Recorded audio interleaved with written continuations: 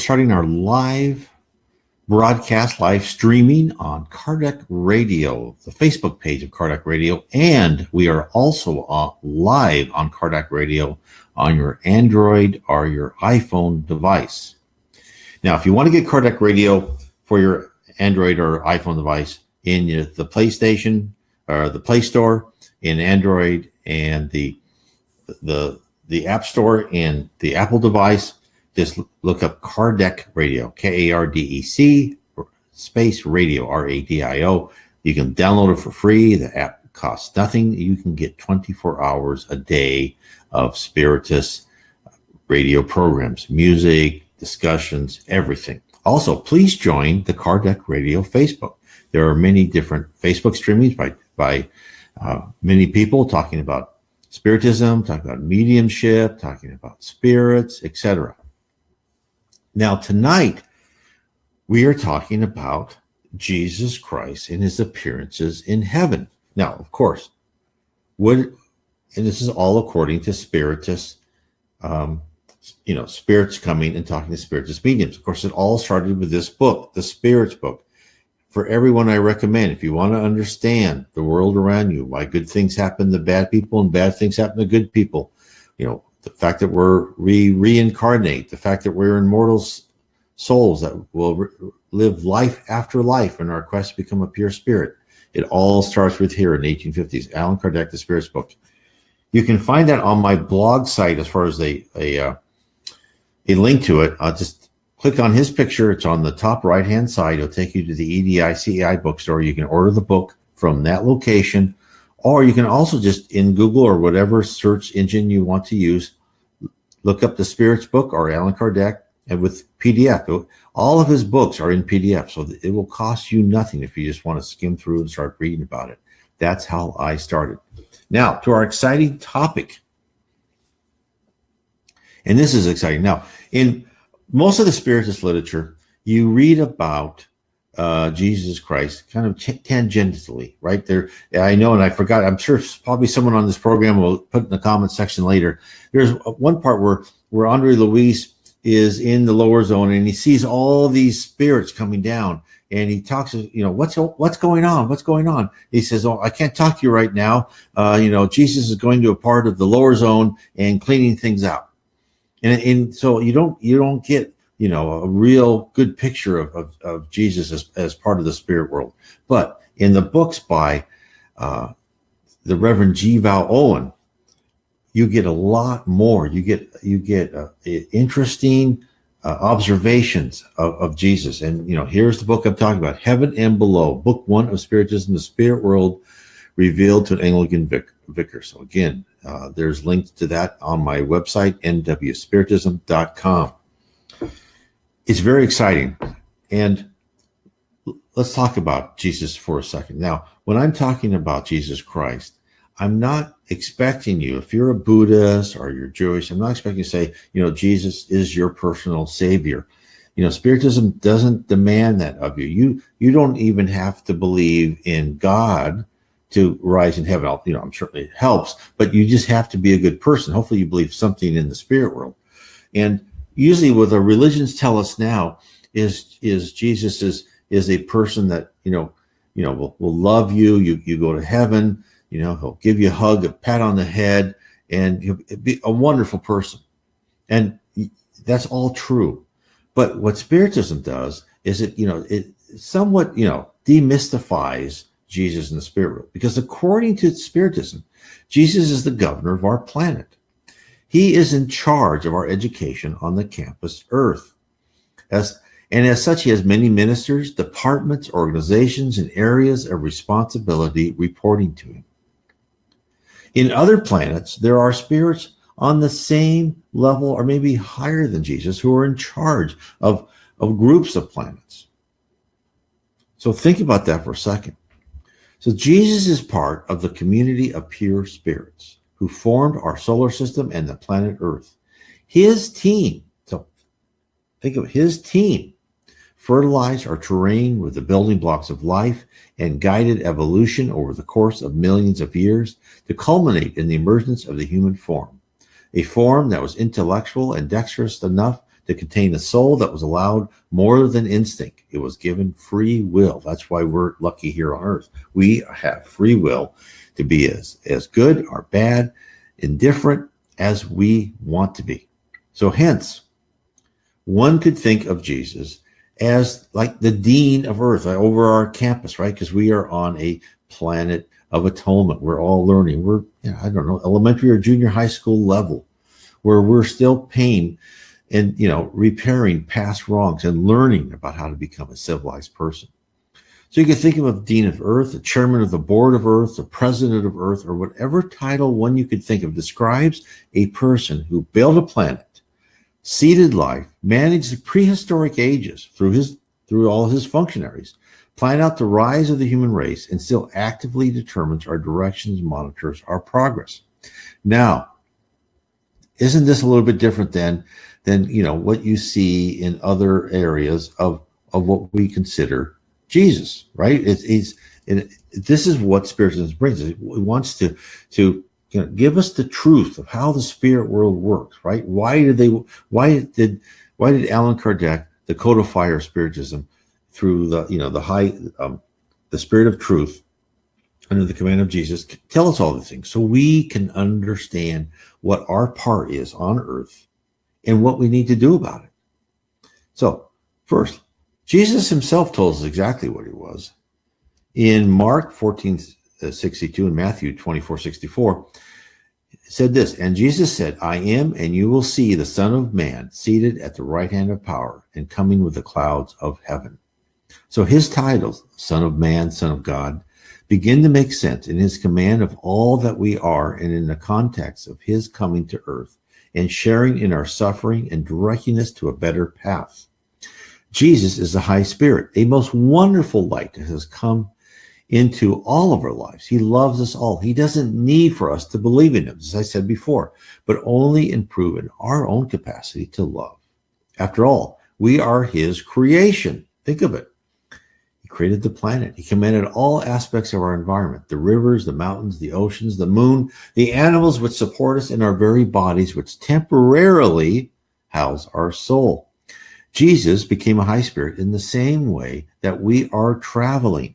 As we start out as a primitive spirit, graduated to a planet of atonement, where we are now, Jesus himself, billions of years ago, maybe more, went past our current level and ascended to his position of immense responsibility. There are other high spirits in charge of other planets, and there are spirits who are on a more advanced stage than Jesus Christ. Nevertheless, no matter what distant star we shall travel to in the future, we shall always be intertwined with Jesus. He made us what we are and what we will be. Like that one magical teacher you look back at and know they transformed your life and brought forth potential that you didn't even know you had. Jesus shall always be responsible for setting our character and personality on the track to ascendance. For that, we should be eternally grateful. So Jesus is in charge of all of these things. He is, as I said before, like a CEO, and he cares about us. But it's not just us. Because imagine when people think about heaven, this is why one of the important things on this book, Heaven and Below, talks about heaven and what Vale Owen and the other books by Henri Louis, psychographed by Chico Xavier, is heaven. The spirit universe was here before our physical universe. And as such, it is very complex and it needs a lot of organization. And so we think we are the center of everything, but actually the spirit universe, there's a lot to it. And even in the spirit universe, in the lower zone, or the umbral, as they say in Portuguese, there are spirits who need help. And Jesus, Sylvia from Puyallup, Washington, how wonderful to hear from you. So Jesus understands that his help is needed everywhere. And I'll give you an example. In spiritist centers, there are groups of mediums that, what do? They help spirits on the umbral.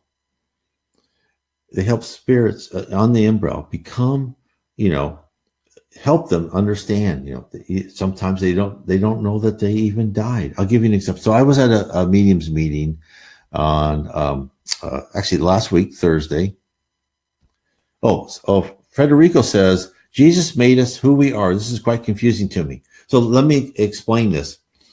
And I probably is not specific enough. But what I am saying is that Jesus is the one that actually created our planet and created Earth, help guide, created through his ministers, right? He had a lot of help guide the whole evolution and geological process of our planet. And therefore, when I say Jesus made who we are, I mean us in our human form, not our personality, right? Because we could be on other planets through under leaders, right? And become who we are in our personality. And I should have said, and I'm glad you asked, is he made us who we are in our human form, because our human form is the product of the evolution, because this is probably another whole topic for a talk, but, evolution is somewhat, regular principles of evolution by Darwin, but also subtly guided by spirit. So that's what I mean. Jesus is who we are. And let me know if that answers your question or not. So that was a good question. So anyway, so think of Jesus not only helping us on earth, but helping spirits below. So I was at a mediums meeting with in a Spiritism center in Rio de Janeiro. And, there's like 8 mediums around the table. And as the Spiritist meetings, they're held at the same time on the same day of the week. There's a spirit mentor. Oh, he is the governor or God himself? No, he is, Jesus is not God. Another good question.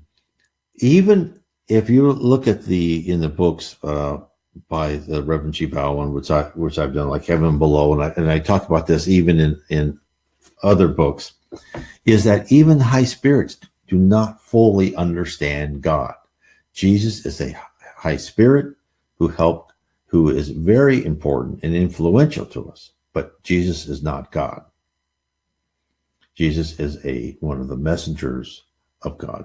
Communicates. I don't know how close he communicates. There's a lot, even information that you see from the Spirit's book and other things. There's a lot that we probably are not able to understand at this point in time. So anyways, the Spirit's meeting. And, and there are trance mediums, those who are spirits will come and they'll use them to talk through. And then there's our consoling mediums that will talk to the trance medium, but they will actually talk to the spirit. And, as I was there, the trance medium came and this person was saying, I'm being tortured. I feel terrible. My body's decomposing. And this poor spirit body was decomposing and didn't know and had no idea. They were probably never educated spiritually that their soul is immortal and that they would, at death, their soul, their spirit, would detach from their temporary physical body and go to the spirit world. And therefore, since this poor spirit did not know that, he still felt he was attached. And the consoling medium talked to him and helped him come out of it. There's other examples. And so think about this. And the spirits, the higher spirits came and brought these spirits to the Spiritist meeting. And so think of the organization of spirits that are mentors of Spiritist centers, spirits that go out and bring other spirits that need help, like this poor person. Another example is this woman's medium, a woman's spirit started using her, and it was hard for me to understand because first, I'm not that great in Portuguese, and then she was like crying the whole time, so it was really hard to understand what she was saying, but she was evidently very perturbed, wasn't clear what was going on, and she was crying a lot. And then on the other side of the table, another woman medium came and said, what's this crying all about? And, who wants to hear this? And then she started talking about, I'm here. So evidently the woman who was crying, the higher spirit said, okay, well, we've helped her enough. She's got to settle down emotionally.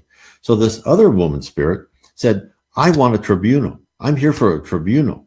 He goes, this spirit, this other spirit over here, he killed my husband because he was obsessed by me. So I'm just telling you, there's all these stories, there's all this drama going on. and I don't want to go into too much detail. I'll write this up for a later article on nwspiritism.com. But so she said,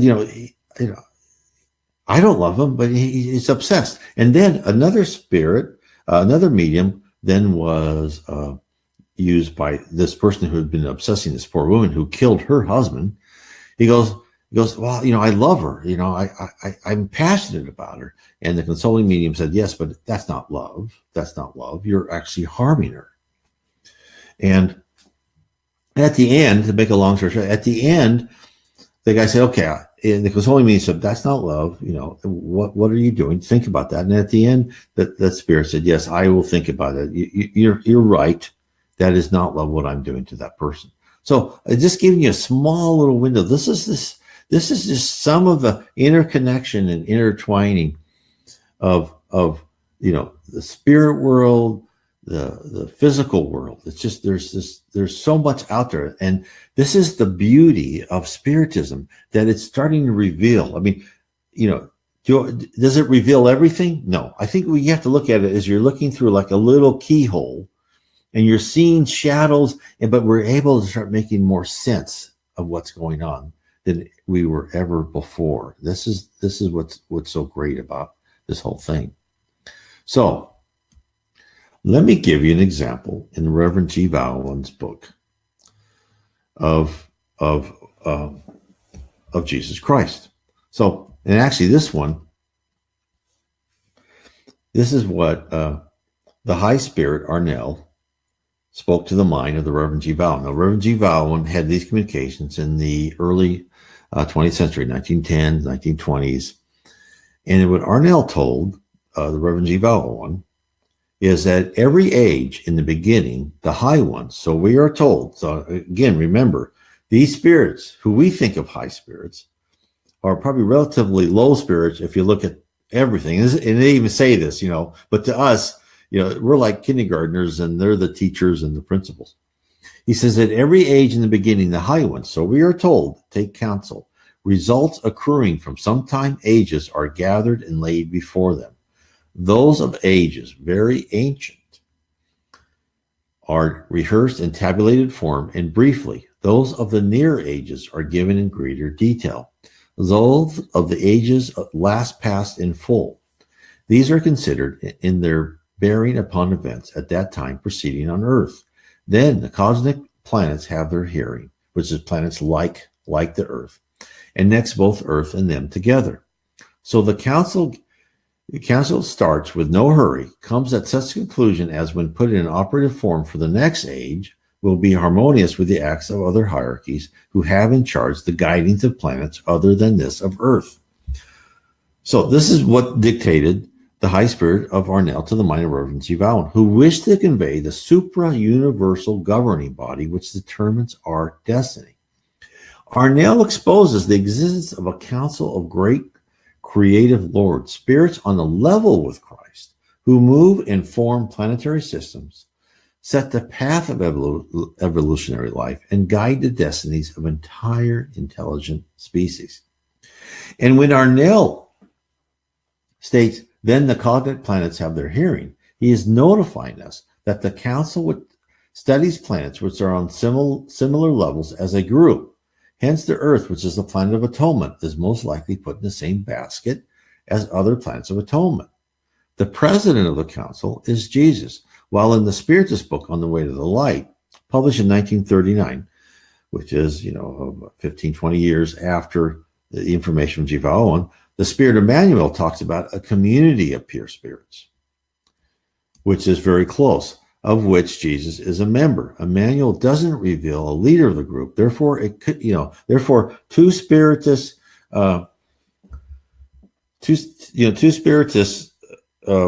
spirits gives a little bit different, but I think they're both. Emmanuel Arnell describes the meanings of these groups as being eons apart in determining our destiny.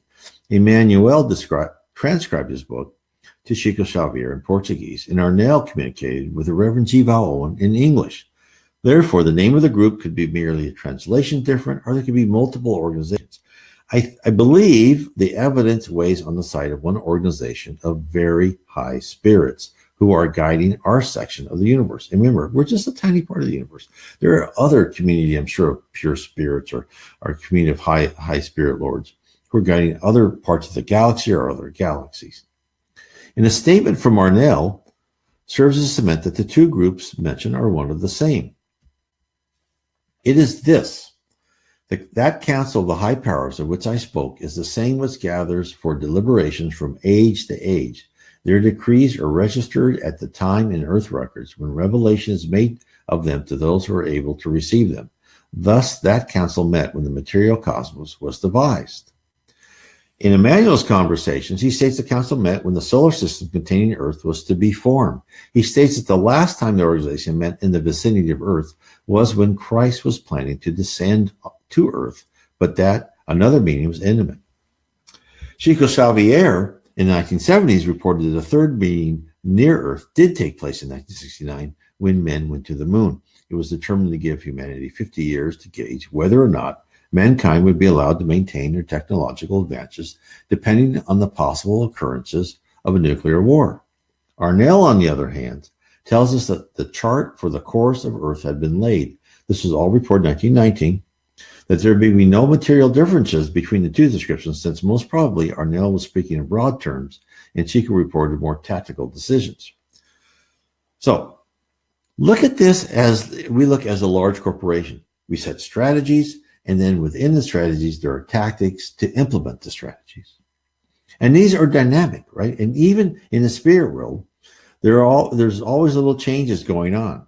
I mean, even Chico himself said, when he first came to Earth, he said, Emmanuel told him, your mission is to write is to psychograph 50 books. And then it went up and up and up. So, the whole area, when we say our destiny, is mostly predetermined within our own little episodes, there's still, depending on our actions and the actions of others around us and these type of things, there's still dynamic. The dynamism in this. So it just shows you the complexity of the spirit world is that, you just have to look at that we're students. We're all being evaluated on our course, and that what we do in one life affects our courses in the next life. And that even what we do in the courses provided to us, when I say courses or classes, I'm seeing things like events in our life, maybe an auto accident, maybe a good marriage, maybe a bad marriage, maybe a boyfriend or girlfriend or some other type of friend leaving us or being mean to us. These are all things that happen. And they're always there, not to punish us, not to, slap us on the wrist. It's for us to learn something that we needed to learn, that we had not, created that, repaired that blemish in our personality before. And then Arnell also spoke about other planets related to Earth, which is very important. So we have to remember, back in the old times, Earth was the center of the universe, the sun revolved around the Earth. Even now we think, now more and more we're thinking that there's got to be alien life, and we're actually looking at other planets. But remember, all this stuff was written in 1920s. The Spirits book was 1850s, and where they said there's life everywhere. There's no such thing as a vacuum of nothing. So anyway, Arnell said, I speak of those other worlds which have more near relation to Earth, both as to degree of development and of the trend of its evolution. Those planets which have followed a free-willed career, most like that of Earth, and have also attained to a degree of intellect and spirit, most accord with Earth in its present age. These are not only those which are most near Earth in spatial difference, but as I say, in intellectual and spiritual content. So think about this. So if we're going to a college and there's a dean of physics and there's a dean of English and there's teachers and there's teachers formations and there's buildings and there's a whole organization of colleges, and they have this process where they take children, coming out of high school, and they process them to graduate. And one college is not that materially different than another, right? They all follow, broadly. There's always some differences depending on the circumstance. And they all probably, broadly follow the same process. Earth is no different. We are a planet of atonement. There are other planet of atonements. And what they're doing is they're looking, okay, college A and college B. Okay, why are you guys off, right? Okay, we'll set direction for you and we'll set direction for you. And we'll make sure that we, bring these students in these different colleges up to the same degree. Because we don't want the planet Earth graduating ignorant souls, while this other planet is graduating really great spirits. No, we want to make sure they're all really good, right? So we want to always look at them and see where they are in relationship to each other. So, I mean, doesn't this sound more and more logical, right? It's almost mundane in its broadness of how the spirit world works. It's mundane and yet revolutionary. Is that we here on Earth, who most of us are just completely ignorant, we just go along our regular days. But there's this whole huge organization in management level upon management level directing us. And that statement I just said was made Vale Owen very curious as to which planets Arnell was referring to. He goes, okay, you said these other planets. Arnell wouldn't name them. He goes, tell me more about it. But he did provide the following information. This is what he said. Moreover, there are planets which are not visible to you. I'll bet they may be within the solar range, which must be considered in the matter. And also there are some few which are on the border of the system, but obey the pull of another star, and yet are the same or much like Earth. And two, there be which are not only considered within the solar range, but material in substance also, but of which your science at present takes no account, but will someday. So in 1919, one could well believe there may be planets just beyond our solar system, which we've been unable to detect. But in the 21st century, we've seen no evidence of these planets. And the reason lies in the complexity of the universe and the dimension when Arnell tells us about the existence of planets within our solar system, of which our devices don't see. The central fact to remember is that spirits have told us that we are currently unable to detect the spirit world around us, and we can only see about 1/8 of the sights and sounds which surround us every day. Hence, there are planets of existence in alternative dimensions which are invisible to us. And even in string theory, they'll say there's 11 dimensions. We see 4, right? We see very little. And in the Spirits book, I remember reading the Spirits book, and in the Spirits book, they talked about life like on Jupiter. I don't know, maybe it wasn't on Spirits book. It was one of his other books. Maybe it was Genesis. People can correct me. I said, well, life on Jupiter, that's stupid. And I don't know if I believe this. And then I kept reading. And then what I finally understood is that, yes, there could be life on Jupiter, Saturn, wherever, but it's in a different little, it could even still be physical, but it's a different dimension. There's the spirit universe, and then there's different areas in that. And then our physical universe, there's different dimensions in the physical universe. Our God has created something so complex, and I don't want to use too many, kind of computer science terms, but the data is packed so much. Think where we are here. What they're saying that there's spirit. We're on the umbrella, right? There's spirits all around us, and yet we see nothing. We see just a little bit of it. This Spiritism is given this just immense window in the fact that this is very complex, and we are almost like a data-driven universe where there are if you take a slice of what you're trying to look at, you'll see the Earth, or you take another slice, you'll see the umbra. You take another slice of the solar system, you'll see planets you haven't seen that we can't see. And spirits have told us over and over again that life is everywhere in the universe. There are no blank deserted areas. String theory tells us the same too. This only makes sense in that we live in a logical universe, a constructed universe, a universe of dense data structures and rules and processes which govern each segment. Now, let me try to help this more.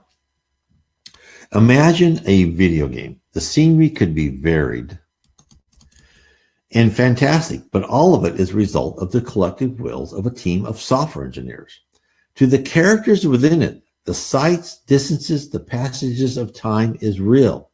But to us outside, it is a logical construct which could fit on one small memory stick, a memory stick that could contain other games as well.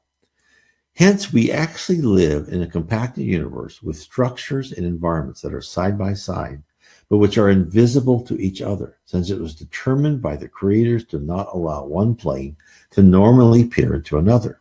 Although Arnell hints at a future where human science will acknowledge the existence of planets near to us, but in a different dimension. And Jesus Christ, is in charge of all this. Does the statement, my kingdom is not of this world, begin to make much more sense now? So all of this must seem surreal and infused with pure fantasy. But when one ponders carefully the existence of a spirit world and accepts that we are immortal souls who live multiple lives in our pursuit to become pure spirits, it all begins to make sense. To be immortal, to live most of our time in another realm, means a complex configuration with an advanced organizational structure beyond our earthly comprehension. Spiritists understand that we are on earth here to learn. If this is true, then a greater force than us is in charge. Therefore, we must ascend to something. That higher state means that there must be superior beings, superior intellect, and superior technology in play. Our current earthly religions provide hints and fuzzy interpretations of what heaven could be. Spiritism begins to open up the other world with precise descriptions and illustrates a logical progression of what immortality means and where do we live within eternity.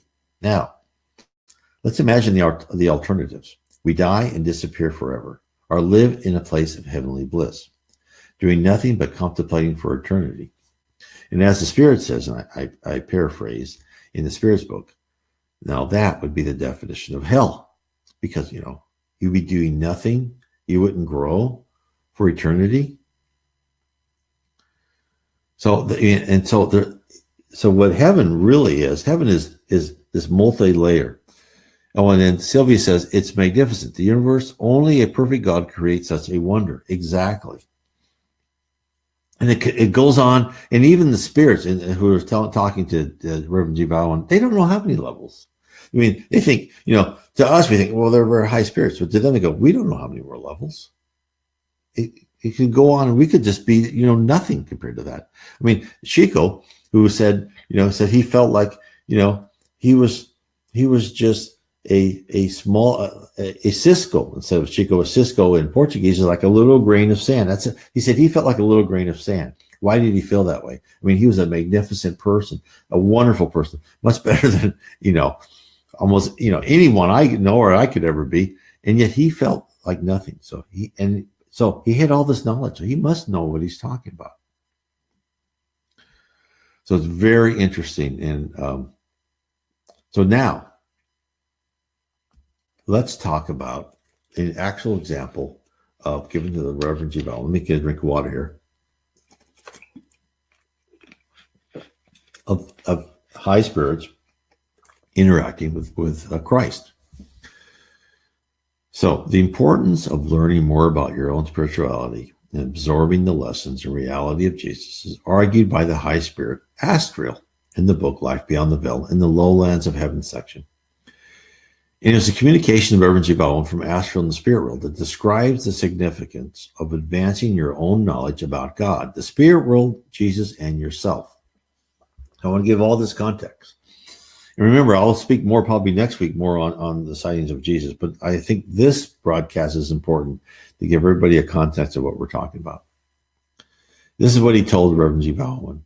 And this we would say with solemnity. Let those who today amongst you are searching into the meaning of his divinity and in relation of that to his humanity, do so fearlessly and reverently. For such are guided more than they know from these realms. And it be always in the minds of those who are sincere that they can do no irreverence to him who himself is truth and inquiring what the truth is as he revealed it. The Spirit Asriel is telling us not to be afraid to search for spiritual wisdom in our own manner. As we seek, we shall be led by invisible forces of light in the pursuit of the good. Asriel then advises us to go beyond the restricted boundaries set by organized religion and to bravely seek out the truth. This is what he said. Nevertheless, friend, we tell you with this same fearlessness and with great reverence also, that what goes by the name of orthodoxy among Christians in the church on earth is not a fair and true representation in many ways of the truth as we come to know it here. And also we see among you too much unreadiness to go forward and lack of courage and faith in the providence of God, who will, if men will follow, lead them more and more into the light, the radiant glowing light, as it envelopes those who are brave, who to show them the right and holy way towards his throne. Let such remember that the throne shall be shared only by the brave who are strong enough to overcome, and that these are who are valiant to do and dare, and pay the price at the hands of those fellows who are less courageous and less enlightened. What does that mean? Therefore, we need to discover for ourselves the true meaning of love, charity, and fraternity. We must live by the golden rule by how we see it. Astor points the way to the path of knowledge. It is by exploring what spirits are telling us, by reading about Spiritism, the third revelation, which is the continuing message of love sent to us from Jesus via the Spirit of truth. We are told to step out of the box and not to be restrained by others' interpretation of the Bible, and to realize that messages from the spirit realm under the leadership of Jesus are constant and ever flowing. Jesus didn't cease teaching us the moment he died on the cross. He sent his messengers to reveal more about why we are here on earth and why we should strive to enter the celestial cities in heaven. The vital point to be taken is the amount of care parceled out to every one of us. The spirituality is listening and responding. We just lack the sensitivity to recognize the effect it has on our life. It can be done by evaluating your life, the signals and synchronicities that have shaped your present. You can begin to reveal the marvelous ways in which you have been guided. So, this hopefully gives you some kind of context of all the things. We are here. We are students. We are encouraged to learn. We are encouraged to go beyond what our current culture tells us, to go beyond what current organized religions to tell us, to understand this complex things. This is why Spiritism is so important. This is why studying is so important. And Zabdiel is starting to tell us on one of his communications, the Vale Owen, is he's going to tell us the story of how Jesus appeared at a temple in the 10th level of heaven. Now, when I say 10th level of heaven, the spirits who came to Vale Owen said they were going to use a numbering system. And they would use the numbering system in all the communications to the Reverend Vale Owen. This is not a overall usage. I mean, these things can be described in other books by different ways. But it's just showing you the hierarchy.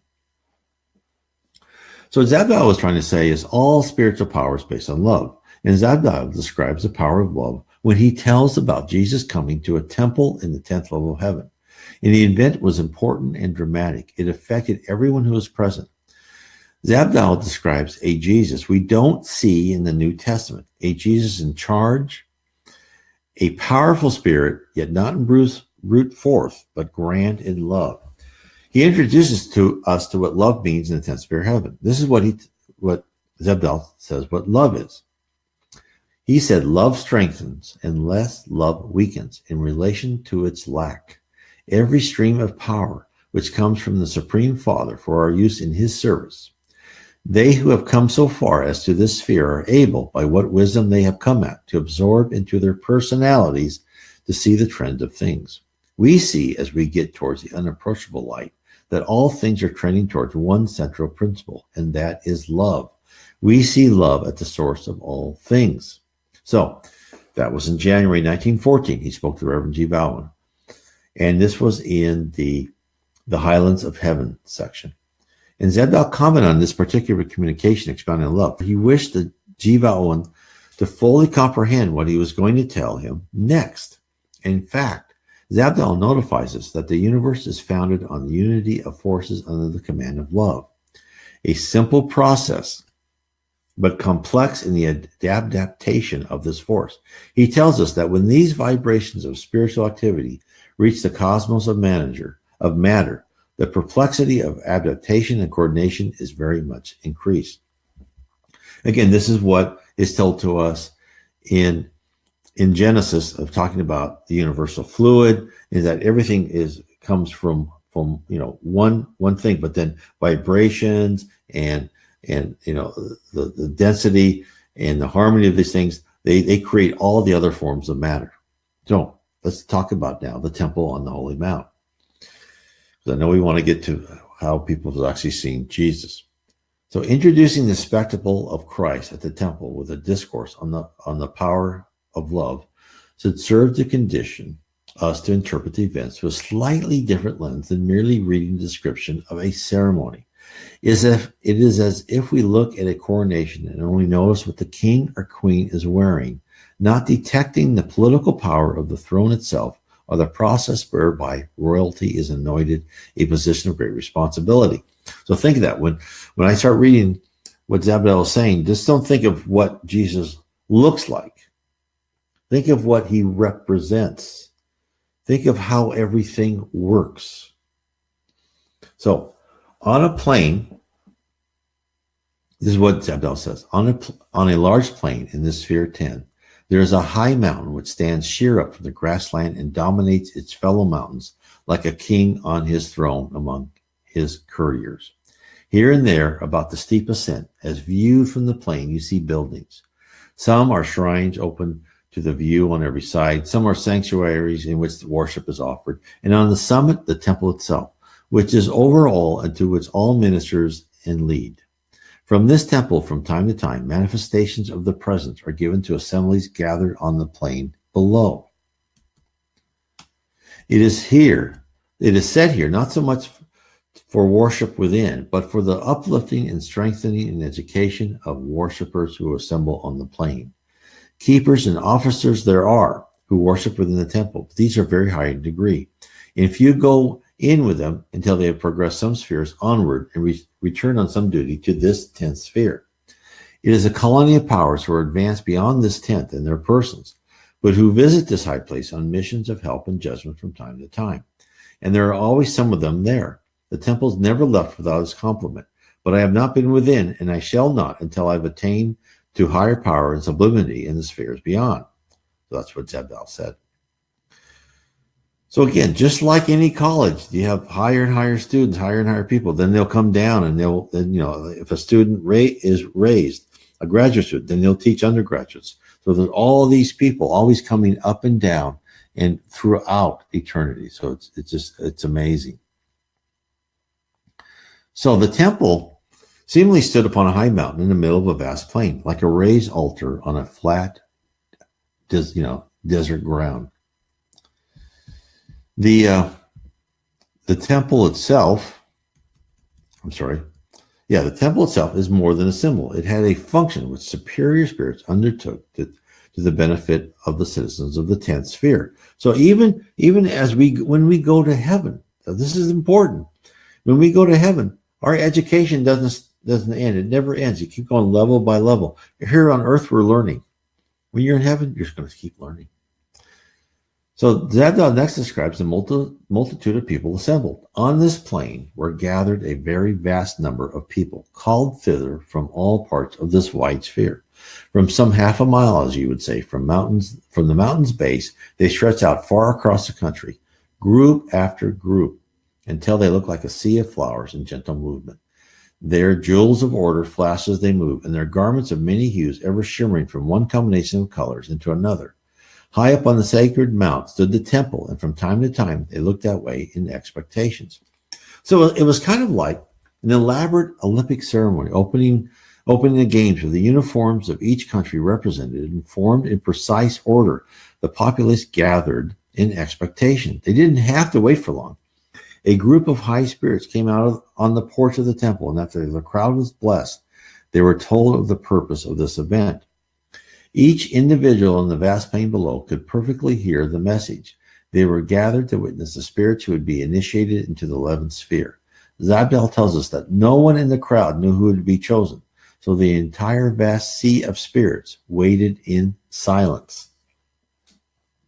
So, this is when Jesus was. Zabdiel now starts describing what happened during this ceremony of graduation. Then from the gate of the temple came forth a man, clad in simple white, but radiant and very lovely. On his head was a fillet of gold, and gold sandals upon his feet. About his middle was a belt of red, which shone and set forth rays of crimson here and there as he moved forward. In his right hand he carried a golden cup. In his left hand, upon his girdle and near his heart, we knew him at once, the Son of Man, Jesus Christ. For no one else is like to him, who in whatever form of manifestation seen ever blends two forces perfectly in himself, love and royalty. So again, this is how he describes it, love and royalty. He says, there is always a simplicity in his grandeur and a majesty in his simplicity. Both these you feel come into you and blend with your own life whenever he manifests himself as now. And when that manifestation is over, the blessing so received does not pass from you, but remains a part of you always. So think of this. This is not Jesus here on earth. This is him in the position of power and coming and talking to people, directing work. The Bible records the effect of Jesus' sermon, how crowds remain mesmerized for hours, waiting, listening to his words. So even while encased in the fell physical envelope, the spiritual influence of Jesus shone like the bright rays of the sun to those able to receive it. And while in spirit form, his grandeur was magnified. Zabdiel describes Jesus in his rightful place in the spirit world. This is what Zabdiel says. He says, he stood there, beautiful altogether, and sweet beyond my telling, sweet and loving, with just a tincture of sacrificing pity, which did but add to the joyful solemnity of his face, that face with the smile itself, but yet he did not smile in act. And in the smile were tears, not of sorrow, but of joy to give of his own to others in love. His whole aspect and what his form expressed was so manifold of powers and graces and combinations as to make him one alone among those others who attended him there, and to set him above all as king. So Zabdiel saw Jesus, appeared not only to see the crowd, but levels of heaven beyond the multitude. Jesus wasn't alone like any grand personage. He had his attendants, who in themselves were figures of distinction. This is what Zabdiel says. One thing I noted, and will tell you as well as I may, each of those blessed spirits had a well-defined and powerful character written upon the countenance and in the gait and actions of each. No two had the same virtues in equal parts and combination. Each was very high angel in degree and authority, but each a personality in himself or herself, and no two alike. And as he stood there, they on either side and somewhat on the lower edge before him, and in him both face and form were united in sweet blend and communion. The beauties and qualities and powers of them all. In him you could see each quality of theirs distinct, yet blended together. Yes, he was alone, and his aloneness lent added majesty to his appearing. So this is extremely important for us to understand. The supreme spirituality, God, and Jesus doesn't desire us to be shaped by the same mold. They want to give us our free will, so we may all be a well-defined and powerful character in our own right. This is the gift that we are given. Free will explains everything great about the world and everything wrong about the world, right? We aren't workers in some ant colony born and destined for a single function. We are all cherished individuals, free to rise and grow in our own manner. And with such wonderful opportunity comes great responsibility and hard work. Free will is the fount of all our victories and defeats, our times of ecstasy and deepest depression, poverty and riches, every decision and act that later we must pay. When you are in the cavern of great trouble, think of that as one small step toward becoming a powerful angel. So now, the ceremony begins. So this is what Zabdiel says. A while he stood alone in rapturous silence, still and beautiful, altogether to look upon. Meanwhile, in the throng of bright ones about him, a movement began. Slowly and with no haste, the multitude rose into the air and took shape until there was an oval of light around him and on both sides of him. Those who were in the rear were higher than his head, and those in the front were lower than his feet. So a frame was made, and as it took shape, their brightness increased until we scarce discerned the forms of them by reason of the brightness of their glory. They shone golden all about him, but he was more radiant still than all others beside, as they stood now and shining. Only before his feet was there no arc of light, but a breach was made so that the oval was not complete, but gapped at its lowest part. Then he moved, his left hand extended, and he stretched forth toward us in benediction.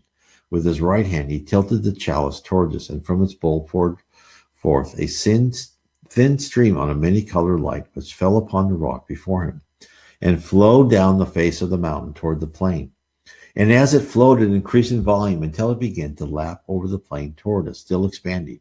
It reached us in a broad river of light, and in it were seen colors in all their hues, from deep purple to pale lilac, from deep red to faint pink, from orange brown to gold, and all these mingled here and there in streams of green and other composite hue.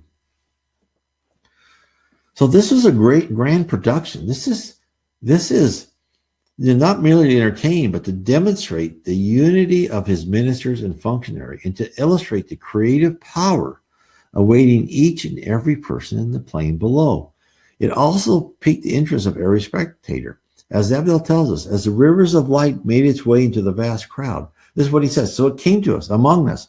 And as we stood there wondering both the thing done and the beauty of it, now it swept onward till it had covered all ground on which stood that vast multitude of people. But they did not stand in the liquid lake, for it did not rise above their feet, but formed a sea beneath them as they stood upon it. Nor could the eye penetrate to see the grassland upon which it had rested, as upon a seabed. It seemed to lie there beneath us, very deep, a sea of liquid glass, rainbow tinted, and upon that sea we stood as if on firm ground. Yet it was all in motion, here and there in little waves, and here and there in rivulets of red or blue or other colors, flowing among the southern foot. Very strange and very pretty to see.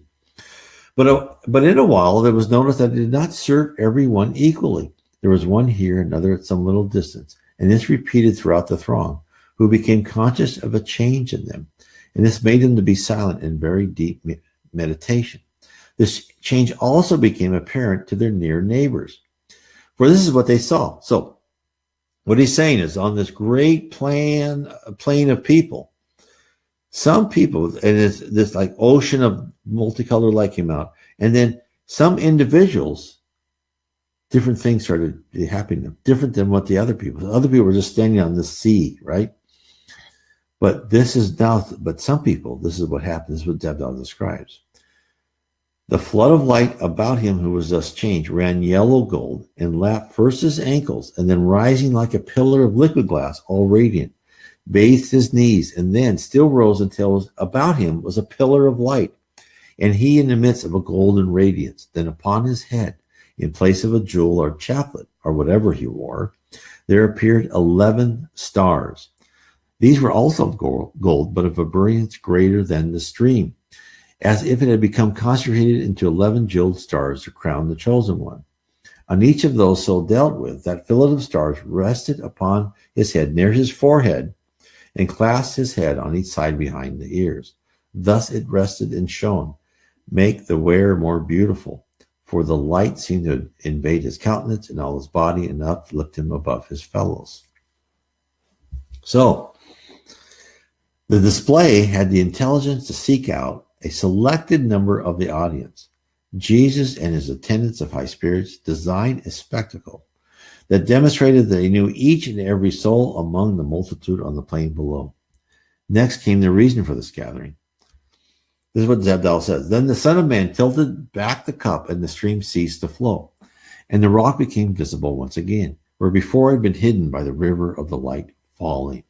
Presently the grassland about the multitude began also to be seen, and at last all the sea colors had melted away, and as we stood on the plain afore we had done, only those remained, those who become enveloped, right, with the light and the stars. They were enveloped now no more, but they were changed, for and would never be as they'd ever been before. Their countenance had become a more ethereal appearance. Their bodies also and their robes were of brighter hue than those of their fellows, and of another color. Also the 11 stars remained to crown them with their light. Only the pillar of radiance was no more about them to be seen. Now another man came forth on the temple, and cried with a very strong voice of great sweetness, that those who had the stars should come forth of the crowd and stand before the Mount Blessing. So they came forth, and Zabdiel says he was among them. And while he stood there, he spoke, "You have well done, my children, very much beloved, in what duty has been given into your hands.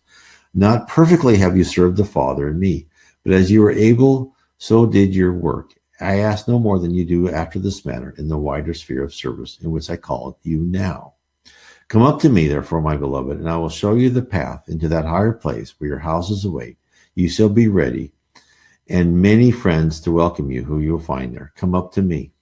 So Zabdiel says a stairway was then created so that all those people who were chosen could then walk up the stairwell to where Jesus was into the temple. So imagine that graduation ceremony, and also imagine this. On earth, when you graduate, you wear a gown and you get this piece of paper. In the spirit world, when you graduate, you are actually physically altered. You be as you go higher and higher in the spirit world, you become less matter and more energy. These people graduated from the 10th to 11th sphere, as he said, became more ethereal, right? More energy, less matter. Imagine if we did this on earth. Imagine you're a spectator in a stadium watching a graduation ceremony. When the students dispersed among the crowd, not dressed in gowns, but in street clothes, sitting with friends and family, indistinguishable from anyone else. The honored few who are chosen aren't announced by the loudspeakers, but by rays of light which bends and winds its way to the intended. Once it reaches its destination, the light doesn't merely shine upon the chosen one, but transform them. As a computer software managers in the movie To Create Hulk from Dr. Bruce Banner, the graduate is similarly altered. Jesus and his high angels have the capability to mold reality to their will. Again, this is the important thing of the spirit world. On our physical plane, there's physical laws. It's more subjective. We can't change things. In the spirit world, you're getting more and more to the objective, where thought is action. The environment conforms to their thought, to their direction, not the other way around. Not only may the appearance of the scenery, but the spirits who inhabit their domains may be enhanced upon command. Abilities beyond anything in our world, except our imaginations. This is the majesty and power of Jesus. This is the majesty and power of a perfect spirit. Think of Jesus on the cross, his powerlessness, and his image of dying for man's sins. Jesus knew his mission on earth was to die. He always knew that. Even before he took physical form, he knew that anyone superior descending to earth to attempt to teach the ignorant masses that love should be placed over position and raw power was destined to face an unnatural death. Jesus didn't have to come to earth in a physical form. He could have sent his messengers, Socrates, Buddha, and other high spirits who volunteered to teach us to the correct path. But he came himself in an act of love, of self-sacrifice, and of concern for the advancement of humanity's spirituality. He played the part he had to in order to illustrate with love and humility the correct path for spiritual growth. The spirits who are on the plane, the chosen ones to ascend, and the ones remaining behind, are all on the track to learn to love like Jesus. This is why they reside on the 10th level of heaven, for they have learned to not allow bad or evil intentions to cloud their judgment. They have exercised their free will to follow the example of Jesus and other high spirits, to remove the impurities within and to prepare themselves for great power and great responsibilities. The few that ascended to the 11th sphere are the future leaders, the movers and shakers, the managers and executives of the spirit world, who command veritable armies of souls to watch over us, to guide us, to comfort us, and to support us in our daily trials and tribulations, in our short physical life on this campus of learning. Now, I hope this gives people one, small little view into, the spirit world. It's just so much more complex, and but it also simplifies. It also simplifies our own. It should simplify our own attitude and our own perceptions of who we are. If we just think ourselves as students, and we should be. You're welcome. Sylvie says, thank you. You're very welcome. We should think ourselves as humbly that, we're here to learn. We're not here on earth to have great intellect, right? In the spirit world, we're much smarter. We're here on earth to get rid of our kind of our lacking personality traits and remove those things, jealousy, envy, and remove those and put love, honesty, charity, fraternity in its place. And that is really the message that we should, that we should take from this. And the rest of it is just fascinating. And it helps cement and understand what is around us. And that's what I'm hoping that I have given to this group today, is this kind of a little bit of a peek. The peek that was given by the wonderful Reverend Vale Owen. And, I have 3 books. Book 1 is Heaven and Below. Book 2 is this, Spirits and Spirit Universe. And book 3 is How We Are Guided by Spirits. And there's so much information. And of course, there's really great spiritualist literature out there. Anything by Leon Denis, Chico Xavier, Yvonne Pereira, Devaldo Franco. I'm sure I'm missing many people. They're all great. But the Reverend Vale Owen was given, it's a little bit different. There's a lot more about heaven itself. There was a lot more about the organization. It's just very interesting. So anyway, I want to leave that to you, and I want to thank everyone. I want to invite everyone to learn more about Spiritism. If you'd like to go to nwspiritism.com, nwspiritism.com. I have articles every day. Please also join Kardec Radio. I'll post this also on my YouTube channel, and I'm trying to, get more and more information on Spiritism on my YouTube channel. There's also on the Facebook site, Spiritism in the Spirit World Around Us. There are other people, and I just forgot his name. He has his own channel. He's from, I think, the Broward County Spiritist Society. He's creating Spiritist YouTube channels, small, 5 to 8 minutes, 10 minutes talks, which are, wonderful. So check him out on my on our Facebook page, Spiritism and the Spirit World Around Us also. So I'm hoping that we give people a lot of information. Every one of us learns differently, right? That's why I write books, I write articles, I do YouTube. Other spiritists here in the United States and around the world are doing the same, all kind of giving us different points of view. And then don't hesitate, write me messages, write other spiritist messages on our Facebook site, Spiritism, the Spirit World Around Us, and on the Kardec Radio Facebook site. People are always writing comments and, ask questions, and other people jump in, just like they did today on comments. They jump in and they will help answer things. And then everyone has different points of view.